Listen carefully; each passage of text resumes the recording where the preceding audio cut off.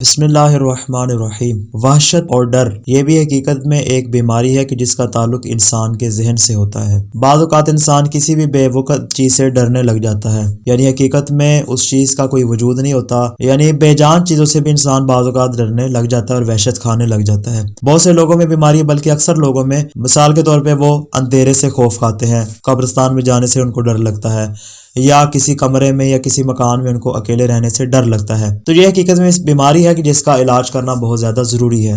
ایک شخص امام صادق علیہ السلام کے پاس آیا اور کہنے لگا کہ مولا، جب میں تنہا ہوتا ہوں تو میرے دل میں خوف پیدا ہو جاتا ہے، مجھے ڈر لگنے لگ جاتا ہے کہ پتہ نہیں یہاں پہ کوئی چیز موجود ہے، کسی چیز سے مجھے وحشت اور خوف پیدا ہونے لگ جاتا ہے۔ لیکن جب میں لوگوں کے درمیان میں ہوتا ہوں تو مجھے اس قسم کا کوئی احساس نہیں ہوتا، حالانکہ میں اسی جگہ پہ موجود ہوں، وہاں پہ لوگ موجود ہوں تو اس قسم کا احساس نہیں ہوتا، لیکن تنہائی میں ہوں تو مجھے ڈر لگنے لگ جاتا ہے۔ تو امام علیہ السلام نے ارشاد فرمایا، جب تمہاری یہ کیفیت ہو اور جب تمہیں تنہائی میں ڈر لگنے لگے تو اپنے دل پر ہاتھ رکھو اور 3 بار کہو، بسم اللہ بسم اللہ بسم اللہ۔ یہ 3 مرتبہ کہنے کے بعد پھر اپنے ہاتھ کو اپنے دل پر پھیرو اور یہ والے الفاظ اپنی زبان سے ادا کرو، اعوذ بعزت اللہ واعوذ بقدرت اللہ واعوذ بجلال اللہ واعوذ بعظمت اللہ واعوذ بجمع اللہ واعوذ برسول اللہ واعوذ باسماء اللہ من شر ما احذر ومن شر ما اخاف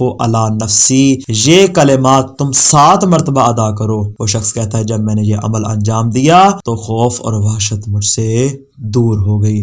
بہت ہی مفید عمل ہے، بہت ہی مجرب عمل ہے، انشاءاللہ انسان کو خوف اور وحشت سے محفوظ رکھے گا۔ دعائے خالق دو عالم سے کہ خالق کریم ہمیں ہر قسم کے خوف اور وحشت سے نجات عطا فرمائے۔ والسلام علیکم ورحمۃ اللہ وبرکاتہ۔